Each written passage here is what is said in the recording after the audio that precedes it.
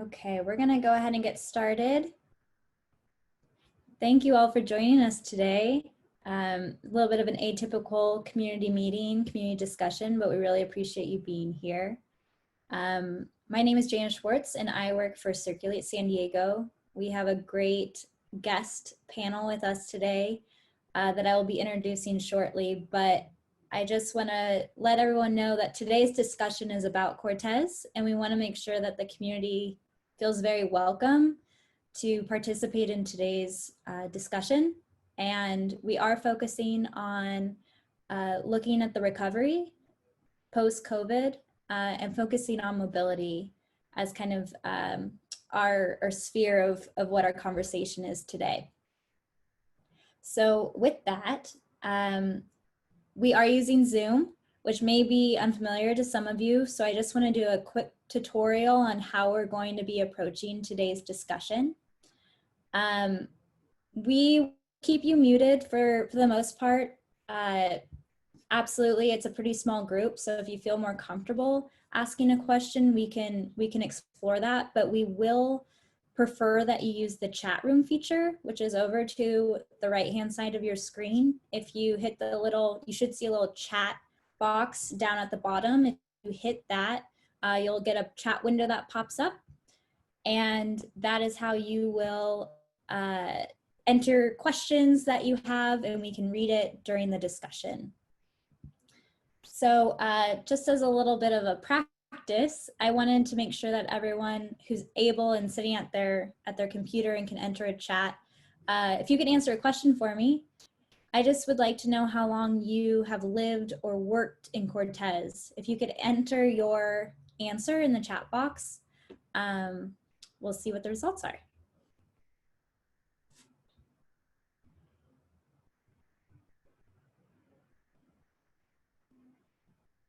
Great. A great array, which is awesome.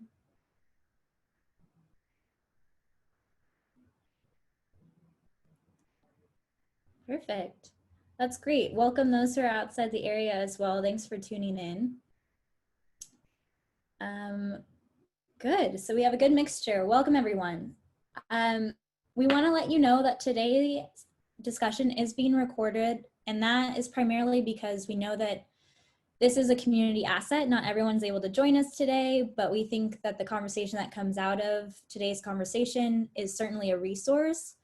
We've been working closely with CHARG and with the Downtown San Diego Partnership and the City of San Diego to support changes happening in Cortez. And this discussion is just one other resource that can be used to promote positive change to continue happening. So I just wanted to let you know that. I am going to do a quick poll to just kind of gather who we have with us today. So you should see a poll in the middle of your screen. I'm curious to find out who we have who are residents, business owners, work in Cortez, or other. Maybe for those outside the area, you're just tuning in. So let us know what your relationship is with Cortez.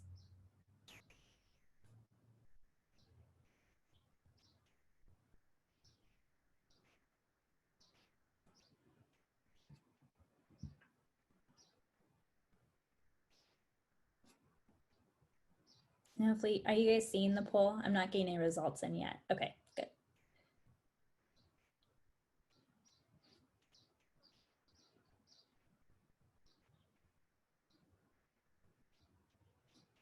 Okay. Did everyone submit?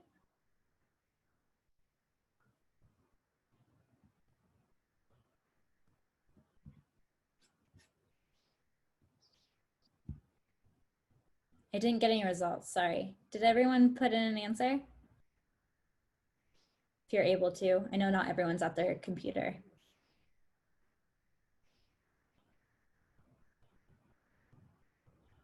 Great.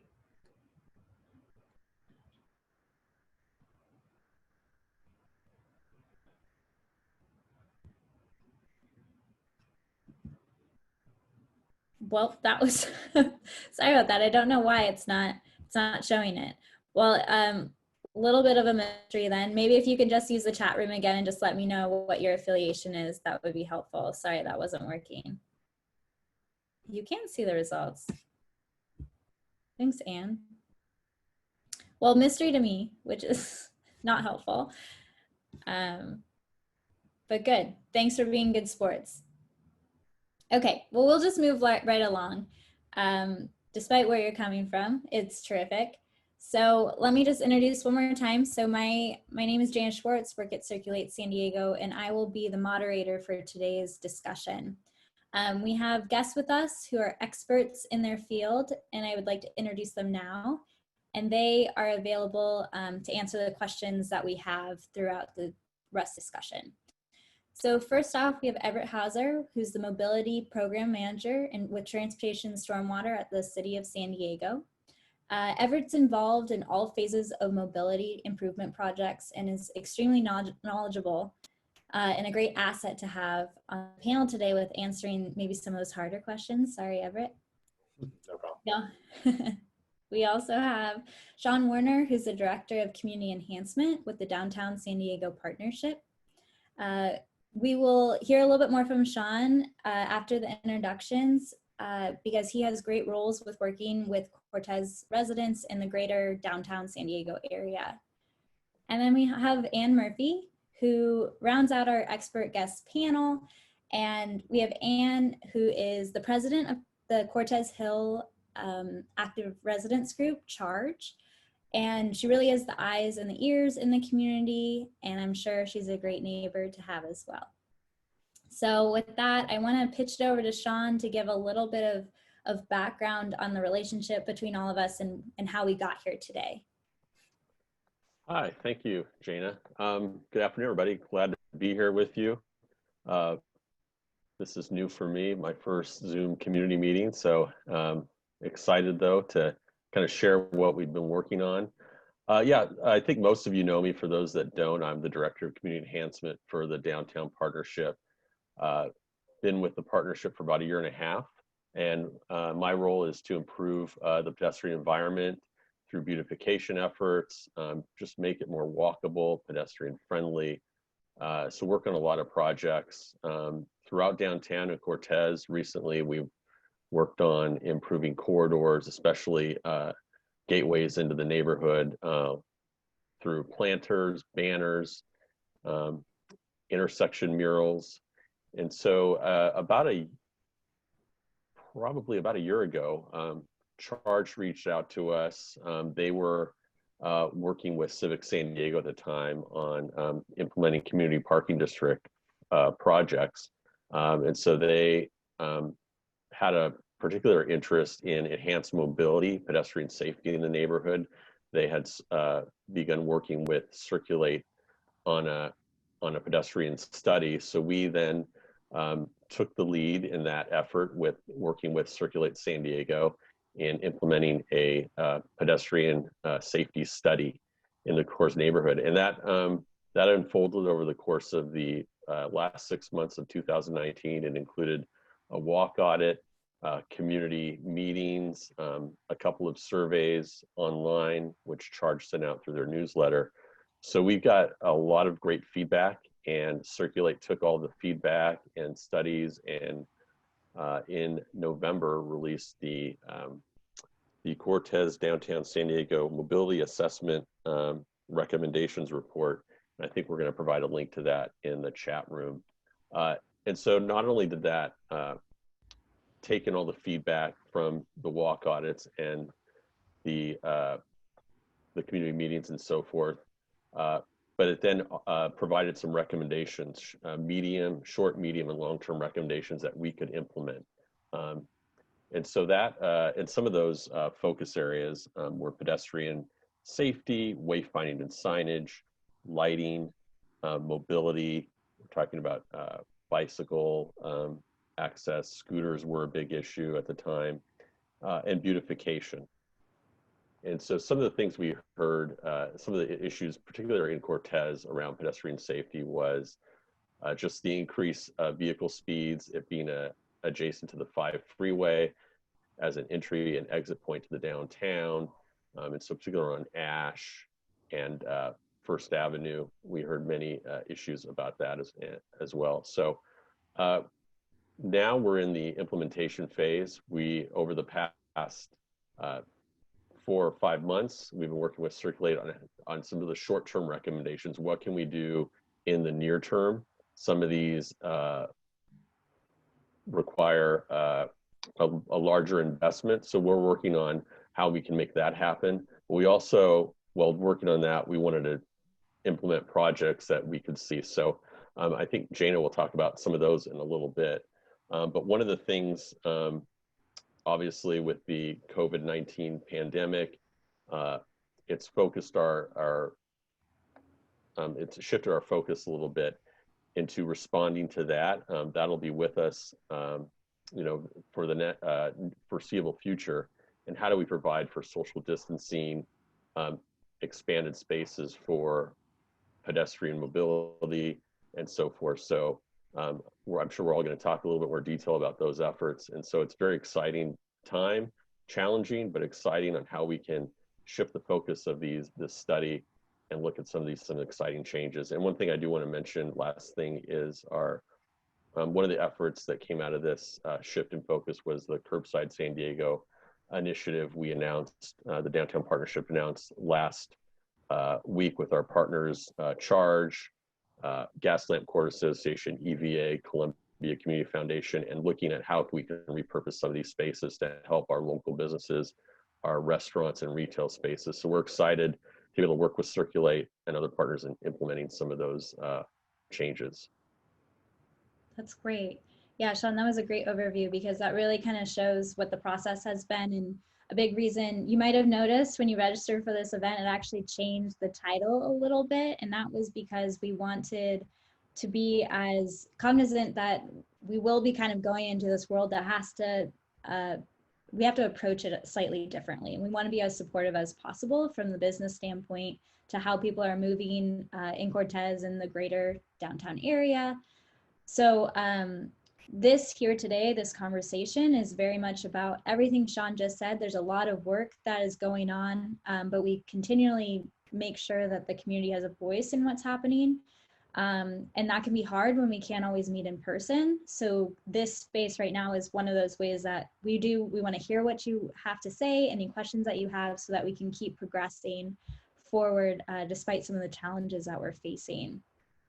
So to Sean's point, I did want to let you know that he brought up the Curbside permit program.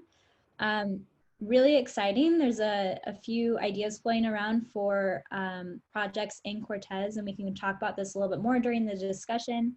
But we decided that it would be a great opportunity to partner with a local business in Cortez to feature some of the work that's being done. And we reached out to Achilles on 7th and Ash, and they agreed that they would love to be kind of this pilot organization to feature some of this alternative curbside interventions that are reflective of all of the spatial distancing requirements while being supportive to their business. So quickly, I'm going to share my screen just to kind of give you an idea of what that looks like. Oops. So this is Cosina 35. We also did one there, but are you able to see this? This is Achilles Coffee. Great. Okay, so you might recognize this. This is Ash Street here. This is 7th Ave. But what we're doing is really utilizing the sidewalk space to make sure that people have a safe waiting area, that they can order their food and beverages while adhering to the 6-foot spacing. And really making it that this is Achilles' space, just moving out into the sidewalk. So when Sean is referring to the curbside work, these are the sort of approaches that we're taking to be as supportive to businesses as possible. So with that, that just gives you a little glimpse of some of the things happening, but we do want to dive into the questions now. I'm going to start us off with a few items for our panelists, but I want to remind you that at any time, please go ahead and submit your questions in the chat box, and we'll be collecting those, and we'll read those as well. So let's get us started. Everett, I'm going to start with you. So there's a lot of media around the slow streets work rolling out in San Diego and around the region. Can you define what a slow street is and the likelihood of having one in Cortez? Yeah, so a slow street is really just typically a neighborhood street that's already identified on a network. We start with our bicycle master plan, and they're called bike route streets. So they're typically neighborhood streets, residential collectors, typically fronting just 2 lanes. And what the idea is that's being used around the country and around the world is just to put up some signage indicating that more people are going to be out into the street if they need to pass people on the sidewalk. More and more people are going to be riding their bikes out for exercise or to get places. And so the slow street is just to really emphasize that more people are going to be in the street, so to drive carefully and slowly. So while it is deployed right now with the pandemic and the slow streets movement kind of around the country, it's something that we've always been working on in terms of our Vision Zero program to promote safety, our traffic calming program to always be responsive to community concerns about traffic in their neighborhoods. And so it's just a little bit of an extension of that, utilizing this opportunity we have that building upon the momentum that everyone around the country and the world is recognizing that there's a lot more people needing space right now as they're getting out and about in their neighborhoods. So as far as implementing in Cortez, we have a survey up. We've implemented 4 streets, actually 5 if you can count the no parking one on Adams Avenue. As our first phase of streets, and we are open to learning about the recommendations for other communities in the city. So our survey is up. You can put your input there as far as your recommendations. Please also work with your council office to develop recommendations for streets. So we have received street recommendations from District 3, and they included a lot of streets in the community. And so we're looking for where to deploy those next with phase 2. We've put in an order for more signage, and that is going to lead us to phase 2. And we're still, again, developing that list about where the greatest need is going to be. And just one additional thing about sort of how this is dynamic and responding to the changes. When we first were developing the streets, if you remember, the parks were closed. And so we were looking just above you, next to Balboa Park and 6th Avenue, about repurposing that parking lane next to the park and giving that space for people walking on the sidewalks while the parks were closed. But then as time went on, the parks were reopened, and so that one went away. But as you can see, it's just kind of a dynamic situation. So we're responsive to how things are changing. With the curbside proposals, that will be another factor that we will want to build into the future deployment of the Slow Streets program. That's great. Awesome. Thank you so much, Everett.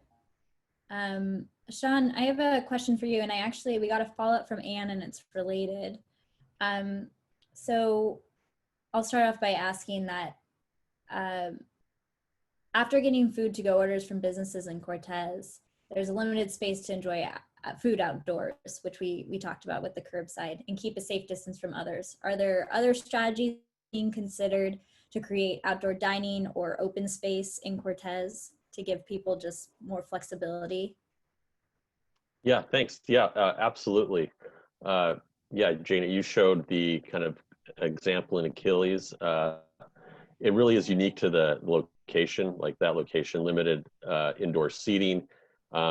With the 6-foot separation requirements, we need to provide additional space for queuing and then possibly cafe seating. So in that situation, we may end up utilizing a parking space. I know the city is currently, Development Services is working on kind of emergency legislation to make it easier for businesses to expand their sidewalk dining. So we're definitely proponents for that change and allowing some of these businesses to utilize that space. And then in certain areas, you mentioned Cosina 35, parklets. I think that's going to be an opportunity as well to utilize spaces that may not be necessarily needed for additional parking or loading for a public space. So I think we need to be in this environment creative and see, as Everett mentioned, it's dynamic, and so things are changing rapidly. So identify those areas, and if we can implement them rather quickly, do so. But I'd love to hear from this group who's intimately familiar with the Cortez neighborhood. There's other areas in the neighborhood where we could that need expanded area for dining or queuing, and we'd love to work with the neighborhood on how we can make that happen. Mm-hmm. And that kind of, it flows right into Anne's question about we mentioned Cosina 35 and Achilles, but what do things look like for other businesses to utilize this permit and actually get these things implemented? Any insight on the timing for that? Yeah, so we've been speaking with development services and special events. So it's actually right now, if you want to do a full street closure, it's actually kind of easier. So because there's already a process, they're using the special events permit process to make that happen. So it's not an event, but it's just an opportunity to close a street for expanded dining. No music, no activation. They're kind of related to like what you would do for a permit application for a farmer's market. So, and that's something we're working on with Gaslamp Quarter and EVA. But like I said, each neighborhood is unique. So in Cortez, we've identified a couple areas where we may not need a full street closure. It could be just one or two lanes adjacent to the business.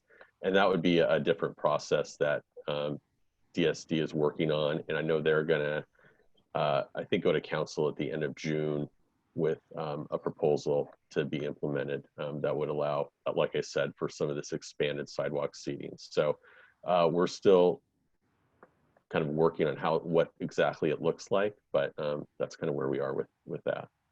Yeah. And I'll just remind folks that Sean mentioned, if there are ideas, this is a great space to throw them out there. So we can certainly do that. Sure. Before I go to Anne for a question, I do want to throw it back to Everett. We have a follow-up question about the slow streets. So it looks like CHARG and folks of the community did make recommendations for slow streets over 2 weeks ago. So is there any sense of timing on implementing slow streets in downtown? There is such a need for outdoor space with limited backyards and balconies and such. Yeah, that's understandable that there is a lot of need. There's a great demand for it citywide. As you can imagine, we have over 3,000 miles of streets. And while it was just a fraction of that, deployed for the slow streets efforts initially, we don't have any timing to commit to for any of the additional ones, but we are looking and gathering all the feedback for the next round as we receive our materials order to deploy that. Mm-hmm. Great. Thank you. So Anne, I'm going to come to you. As the CHARG president, you work a lot with local residents and business owners in Cortez. What are some of the current concerns that you're hearing about mobility and the COVID-19 recovery process from your neighbors? So I think there's two things that I would probably escalate as the most important for our neighborhood. Emphatically and from many, many different people, it's to try to save our businesses. And so we are in an area of downtown that is kind of on the border of things. And I'm sure all of downtown, because it's heavily dependent on people being employed downtown, are really on the edge, I would say. And so we're trying to support them as much as possible. So it sounded like I heard that we couldn't potentially close down like a lane of traffic or put in parklets for some of our restaurants that need to have seating space outdoors so that they can actually serve customers. It sounded like that's not going to committee until June. Is that correct? Is there any insight on that from? Yeah, that's my understanding. I can share a letter that we received from Development Services this morning, exactly stating what they're looking to do as far as easing regulations. But yeah, it's something we're obviously pushing for. It is a critical time. A lot of these businesses are struggling. So if there's a way within the existing permit to allow some form of expanded dining, even within, I know bids are allowed to permit some public right-of-way dining, so we're looking at that as well. But yeah, we understand it's a critical time for a lot of these businesses. So yeah, because I think I heard you say the end of June, and so I mean, 1 month can be absolutely the Totally. difference. It would, you know, to the businesses that we have here. So I can think, you know, just in my neighborhood is the restaurant Cafe Sola Luna. They have, you know, mostly indoor dining there. They have a small outdoor section. And so being able to put a couple of parklets right outside of, and they have a very, very slow street there. You know, there's 3 lanes, and it's one of them, you know, 2 of them are blocked off at the end of the street. So it would be very easy to do that, but it sounds like it's a whole month before that will happen. There's another restaurant, Darband, on 6th Avenue where they could extend, you know, out onto the sidewalk further and into a parklet. So, I mean, honestly, I'm disappointed that there's nothing, because we're not a bid, that we won't be able to solve that until the end of June. So any suggestions you can have for us to give to our business people we'd be very grateful for, because we're going to absolutely lose some businesses over this. Yeah, I think most locations will, I think, need to utilize, we will not be able to do a full street closure. So it's critical that we do find a way to permit them to expand into the parking lane. Mm-hmm.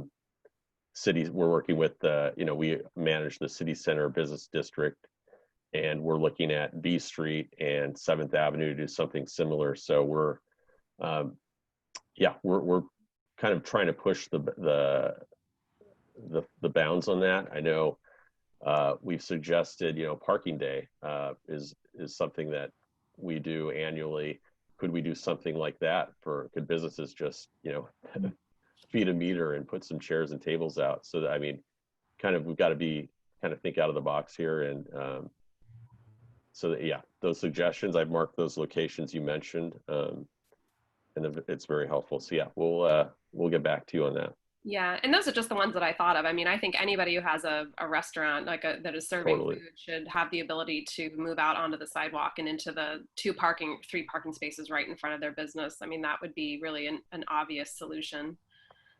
So the second item was, again, the slow streets. You know, I'll just reinforce this, that it is extremely dense downtown. If you try to take a walk, which I try to do every day, or go for a jog, there's so many people. So it sounds like, thanks, Everett, that there's no timeline right now for implementing that, but I guess we'll contact the city council again to try to move that forward. But, you know, the downtown residents are the folks that are in the, you know, near transit, the people that are helping San Diego achieve Vision Zero, and to leave us out of slow streets, so to not have implemented them already, I think is really not rewarding the people that are really trying to do the right thing for the community and have, you know, do live near transit and in transit rich zones. So we'd really appreciate seeing that move forward more quickly.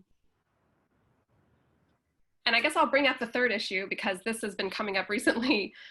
We are, again, an area of downtown that has parking lots. We have a lot of homeless services. And so we are seeing a real uptick in homeless on the street, seeing a lot more garbage. And I know we've gotten some help recently from the Downtown Partnership with helping us with, you know, the garbage situation.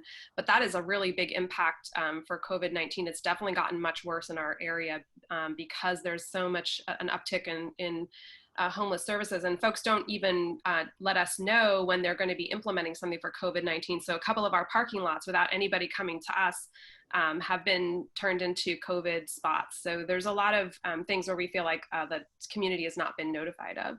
So. Oh, this is great, Anne. That's why all of you are important to be here. You live in this community, so thank you for voicing that. And if there are other things that come to mind, please feel free to add that to the conversation. You did use the word parking lot, and I have a question about that. So there are several surface parking lots in Cortez, and with less people working downtown sometimes, they might be underutilized, and they could be an open space option. Has there been any consideration there for changing some of the parking areas for pedestrian use? Is that question directed to me? Is it Anne? No, it was mostly, I guess any of the panelists, if you've heard of anything or if you have any ideas yourself. Yeah. Oh, go ahead. No, the only thing I can comment is I know that's part of the changes that the development services is looking at doing is permitting the use of private parking lots to have food service retail as well. So that's part of the emergency ordinance, which I'm trying to find and share in the chat. Great, thank you. Everett, have you come across any use of large parking lots? No, I think as someone hit on in the comments, those are going to be private lots. So it would be up to them to work with whomever they could find for a use of them. You know, I have seen a lot of discussion on other media about just some of the larger city lots, you know, with the stadium or the sports arena and just using other space for the various other things. And but nothing. I rode through the stadium parking lot, and the Jewish Family Services has an expanded parking area for people who are living out of their cars right now on the eastern side.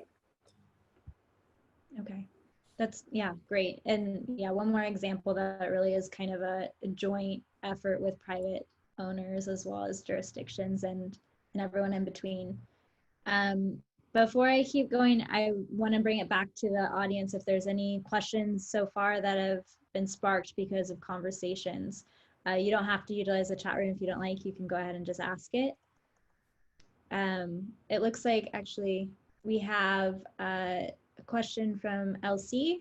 We have a serious need for street lights, especially along Beach and 4th Front Street. So what sort of things are we looking at in terms of those street improvements in Cortez? Is there a priority there? This can be for Everett or Sean.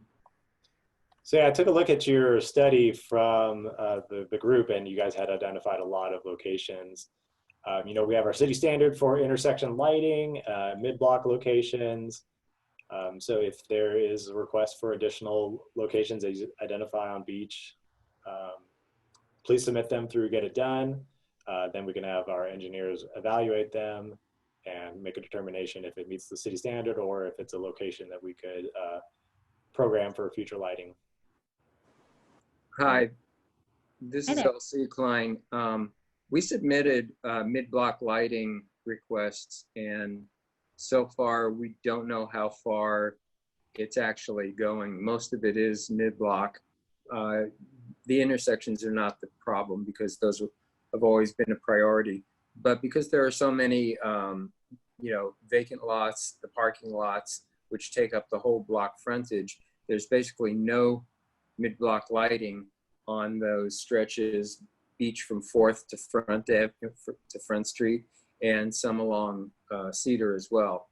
So if we're talking about slow streets, we have to think about the nighttime too. Yeah, absolutely.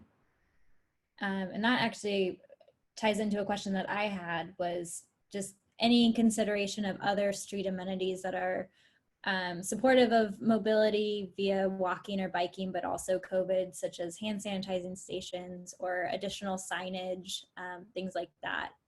If the community has had any ideas, or if Sean or Everett have heard any suggestions of implementing these items, it's it helps with comfort, but in safety. Yeah, I know it's one of the initiatives that we hope to complete in the next month or so is additional wayfinding and signage.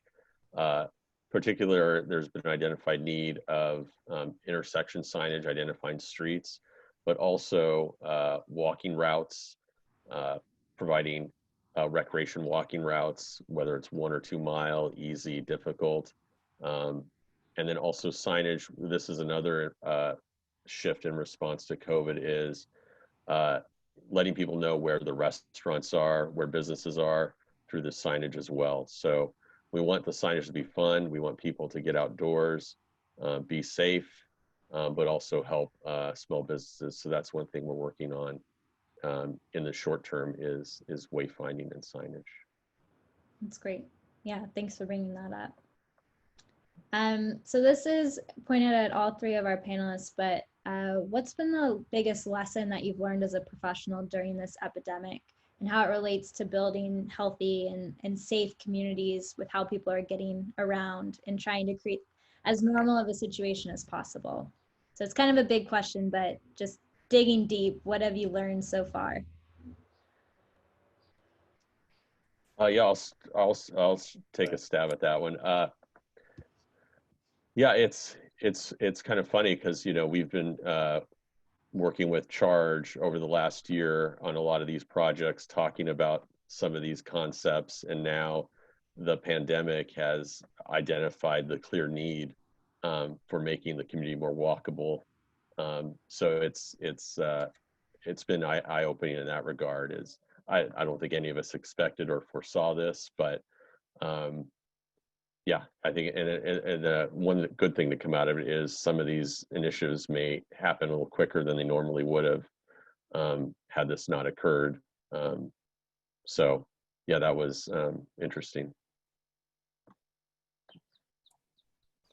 And so from my perspective, I'll add that it's fascinating to observe the approaches that other cities around the world have taken. We in the US have a unique approach to our traffic management. So there's a lot of things that are done probably more quickly over in the European case or in South America, but it also really depends on the context of the city. So, you see cities that are highly transit dependent, they're pivoting more quickly because they have that great need to provide an alternative to transit. Whereas we are very spread out, we're basically the size of a small state. So our resources are stretched thin, and we continue to need to do all the other aspects of our maintenance and continuing existing projects. So while what we're able to deploy is similar, it's not meeting everyone's needs. It certainly is missing groups, missing communities. But it's just a great challenge, right? Because everyone is spread out, and every block could receive some sort of treatment and would utilize it in some sense, but to do that citywide it would be infeasible to do so. But overall, it is great to see the perspective that when people are given the opportunity, they do recognize the need for better enhancements in their community for walking, for biking. And then so we continue to see that demand for better infrastructure. And so that's what we'll continue to try to push out and develop with our plans, our programs, and our maintenance efforts. That's great. And do you have anything to add that you've learned so far as it relates maybe specifically to Cortez?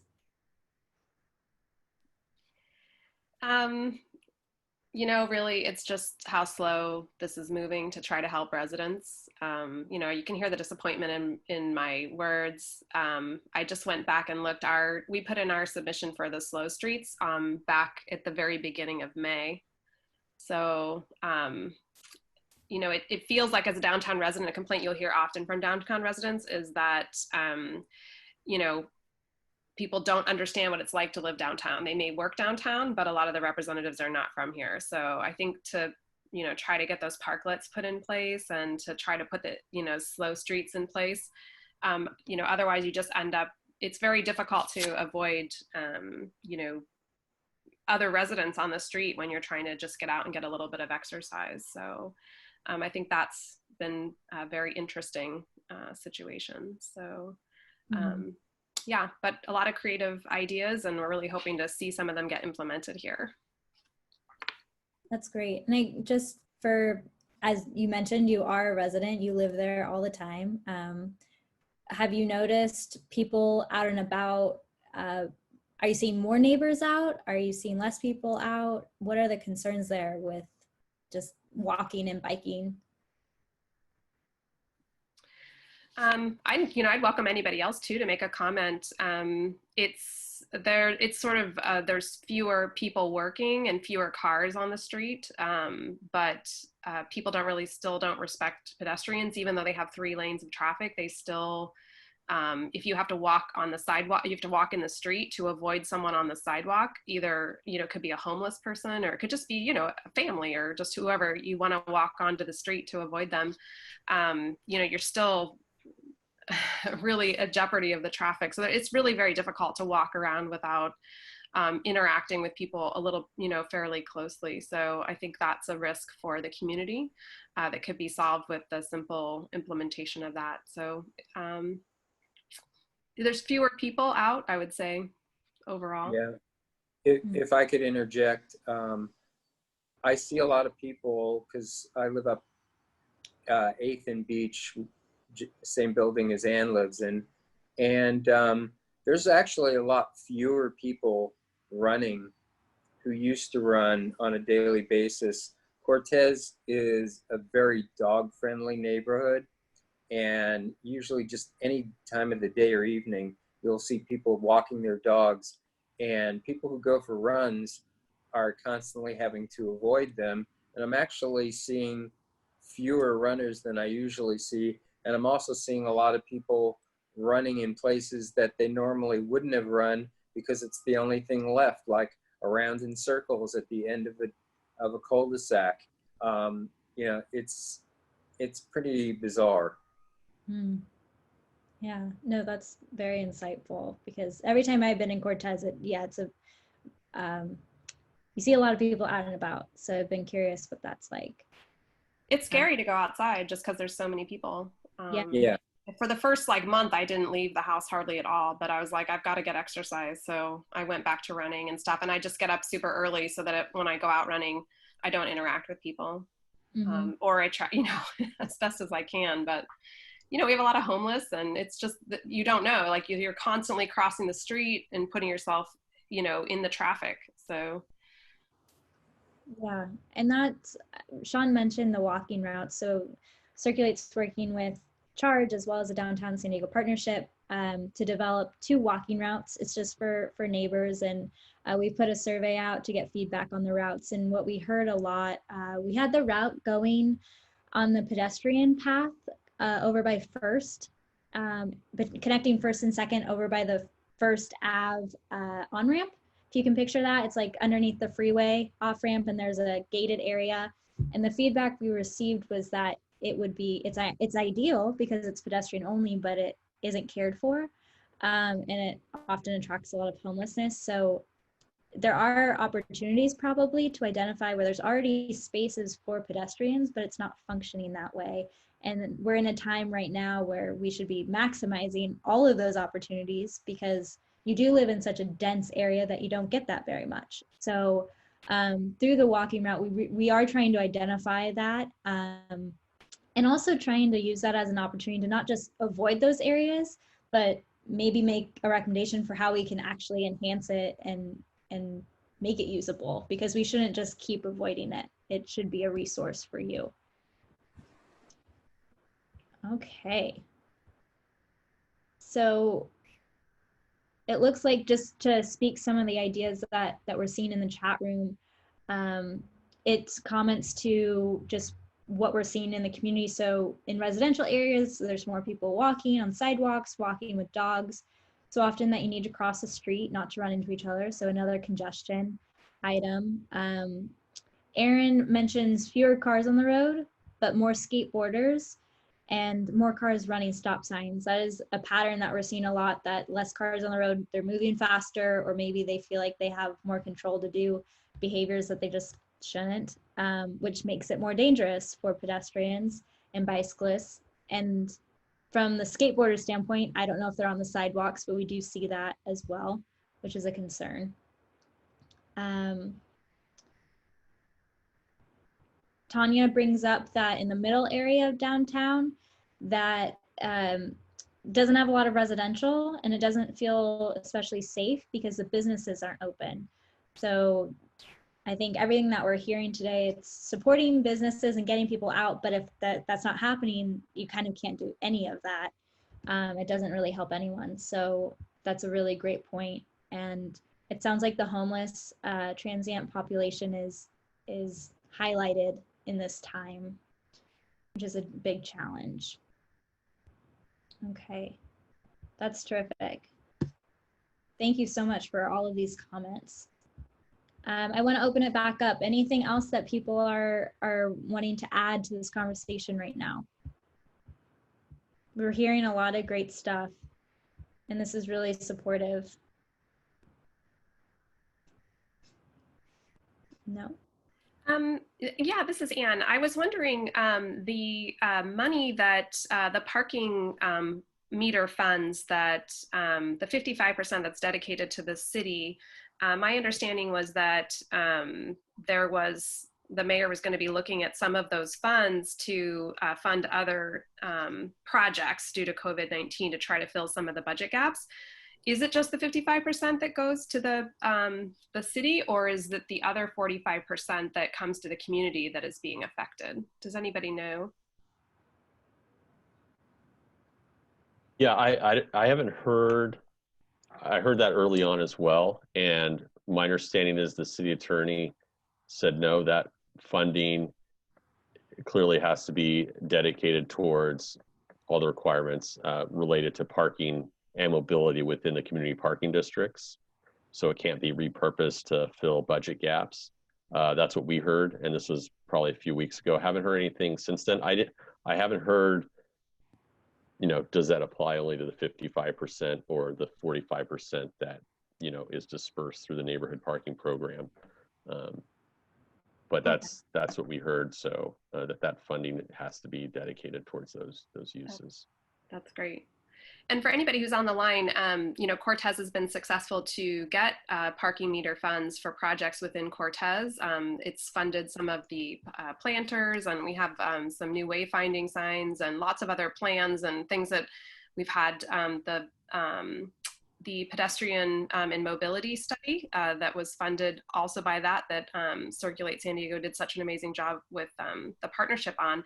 And so we are working to, use those funds wisely. And I think, Sean, one of the things we wanted to talk about with you in future meetings was, since for those on the phone, the partnership helps us administer those funds, is actually being able to implement some of these parklets that are really directed at COVID-19, changes, to be able to be flexible and use those. Do you think that we'll be able to be, if we're able to get permits, be able to flexibly use those funds?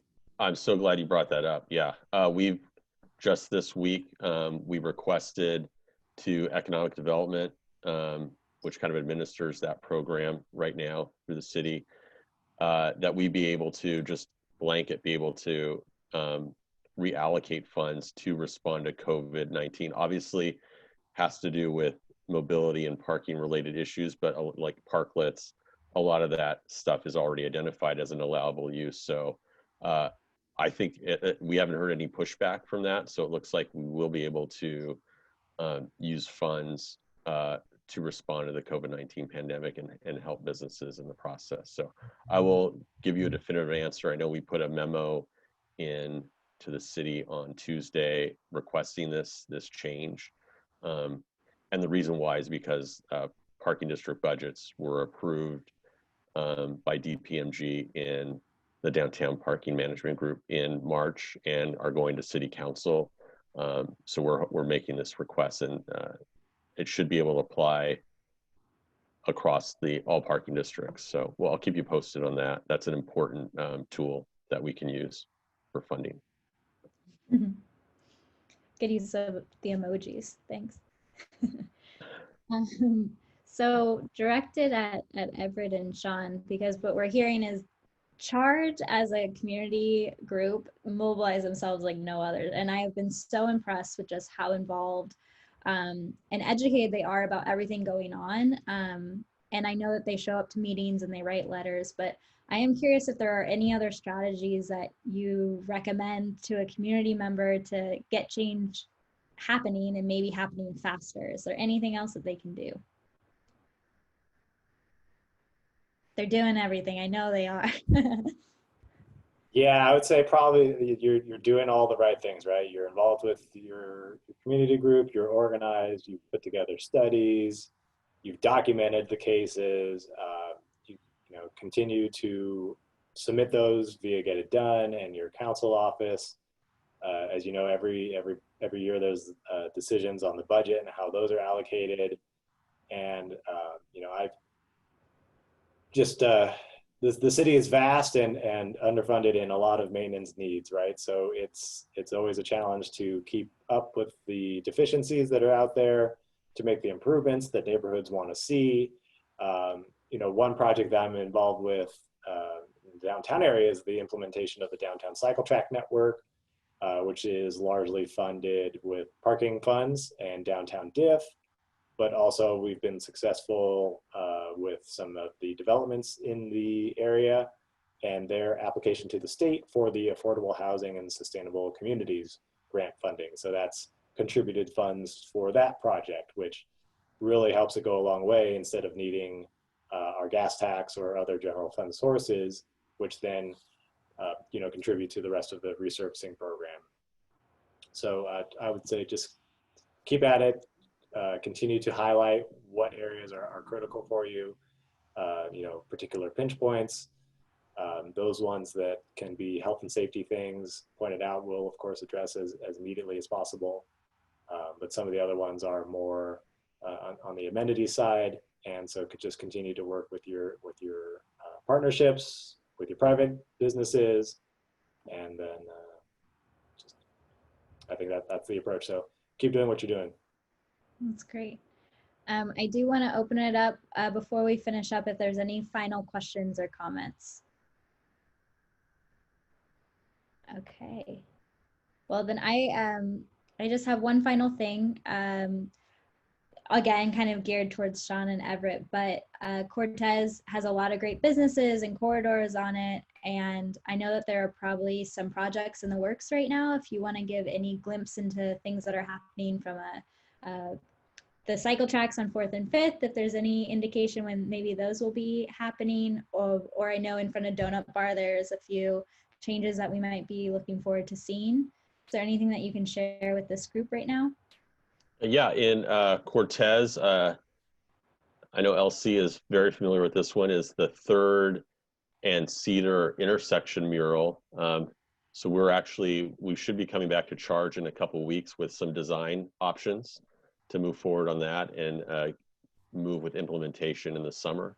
That'll take a little longer process because it's going to go through the Arts Commission, but that's an exciting one. I know long waited for, but we're working with Pander Design, who's done great work with Ladies Who Paint on design. So we're looking forward to seeing those concepts in a couple weeks. And then also, you've probably already seen it, the planter pots going up on Cedar, kind of adding to the gateway to that neighborhood. So just trying to create a more pedestrian friendly atmosphere that follows up on the banners that were installed recently. So those are just a couple of beautification projects we're working on. That's terrific. Yeah. Looking forward to seeing the artwork for the mural. I am too. Awesome. Yeah, they do great work. So I'm excited. Thanks, Sean. Excellent. Yeah, Everett, do you want to have just a couple of quick ones. Phase 1B for downtown mobility is the conversion of 6th and Beach to two-way cycle tracks. So the latest update I got for that was that the signal pole foundations were going in, so you'll be seeing more bicycle-specific traffic signals, and then that will also have a wayfinding component that will follow up with those, and that is going to follow, the completion of 1B. Wow, there's a lot happening in the neighborhood. That's great.